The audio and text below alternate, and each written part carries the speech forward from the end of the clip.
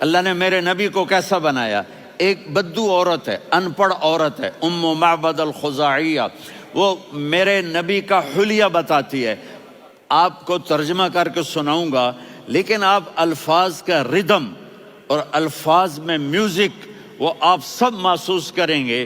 وہ بدو عورت کہتی ہے رأیت رجلا ظاہر الوضاء ابلج الوجه حاسن الخلق لم تعبه ثجلة ولم تزر به سعلة وصيم قصيم في عينيه دعج في أشفاره وطف في صوته سحل في لحيته كثافة في عنقه سطع وصيم قصيم أكحل أحور أزج أقرن إن تكلم علاه البهاء وإن سكت فعلاه الوقار وكأن منطقه خرزات نظم ينحدرن.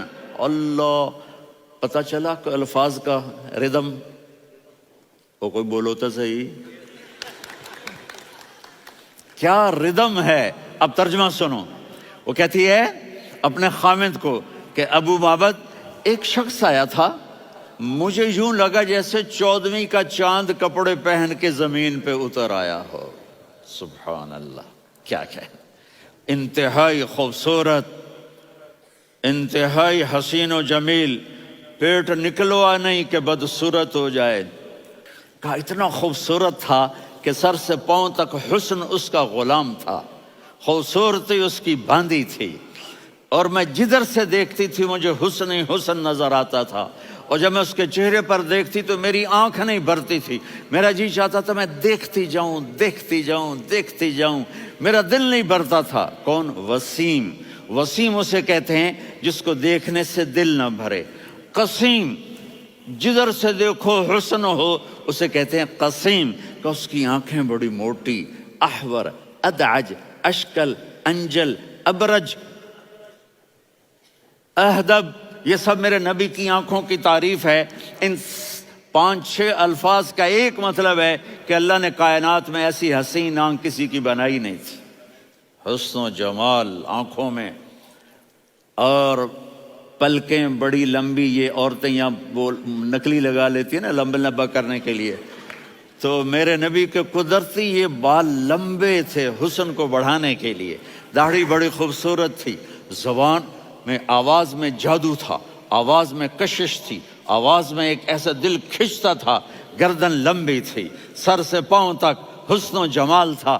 جب وہ بولتے تھے نور چھا جاتا تھا، جب وہ خاموش ہوتے تھے وقار چھا جاتا تھا. اور سوا البطن و صدر، سینہ اور پیٹ برابر. سبت القصب، سیدھا قد تھا، سیدھا قد، بالکل سیدھا قد. عریض المنکبین، چھاتی چوڑی تھی. طویل الزندین، بازو لمبے تھے. رحب الراحہ، یہ ہتھیلی بڑی چوڑی تھی. چوڑی ہتھیلی سخاوت کی نشانی ہوتی ہے.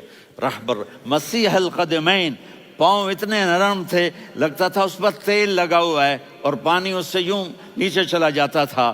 اور یمشی تکفین، کندھے جھکا کے چلتے تھے. اللہ، یہاں 4 آدمی سلام کریں تو آدمی یوں ہو جاتا ہے، اور میرے نبی کو فرشتے سلام کر رہے ہیں اور آپ یوں چلتے تھے، ایسے ایسے چلتے تھے، تھوڑے سے کندھے جھکا کے چلتے تھے. ایسے آپ کبھی نہیں چلے. جو دیکھنے میں ایسا حسین ہو اس سے پیار کیوں نہ کیا جائے. خاندان اونچا ہو تو آدمی اس کی قدر اور عظمت کرتا ہے. میرے نبی کا خاندان کیا ہے؟ میرے نبی نے فرمایا اللہ نے آدم کی ساری اولاد سے عرب کو چنا، عرب کی ساری اولاد سے مضر کو چنا، مضر کی ساری اولاد سے قریش کو چنا، قریش کی ساری اولاد سے ہاشم کو چنا، اور ہاشم کی ساری اولاد سے اللہ نے مجھے چنا. میں سب سے اعلیٰ خاندان کا ہوں، عالی نسب ہوں. میرے اللہ نے میرے 10 نام رکھے ہیں.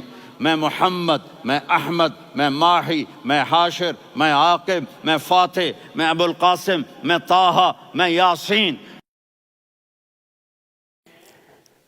ان سے پوچھو، میں ایک مثال دیتا ہوں.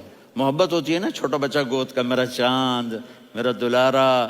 یہ اس کا بچہ بٹن جتنا، یہ نبیل کا اتنا سا ہے، تو اس کو کبھی یوں اٹھاتا ہے، کبھی یوں اٹھاتا ہے، کبھی یوں اٹھاتا ہے، کبھی یوں اس کو لوریاں دیتا ہے. میرا چاند، کالا ٹٹ میرا چاند، میرا چاند، میرا چاند۔ تو میرے رب کو اپنے حبیب سے محبت ہے، تو صرف محمد نہیں کہتا، چونکہ محمد کہنے سے محبت کا فلو نکلتا نہیں، تو اللہ نے اپنی محبت کے فلو کو نکالا، میرا محمد، میرا احمد، میرا ماہی، میرا حاشر، میرا عاقب، میرا فاتح، میرا قاسم، میرا ابو القاسم، میرا طٰہٰ، میرا یاسین، یہ اللہ نے اپنے حبیب کے نام۔ اور پھر قرآن میں جاؤ، شاہد، مبشر، نذیر، داعی الی اللہ، سراج منیر، رؤوف، رحیم، عزیز، حریص، مزمل، مدثر، یہ اللہ نے پورے قرآن میں سارے نبیوں کا نام لیا، یا عیسیٰ، یا موسیٰ، یا یحییٰ، یا ابراہیم، یا نوح، نام لے کر پکارا، لیکن اپنے حبیب کو ایک دفعہ بھی یا محمد نہیں کہا، بلکہ لقب سے پکارا، یا ایھا النبی، یا ایھا الرسول، یا ایھا المزمل، یا ایھا المدثر۔ میرے رب نے اپنے حبیب کو ساری نسلوں میں سب سے عالی نسل بنایا۔ اگر اپنے نبی سے پیار نہ کریں تو کس سے پیار کریں؟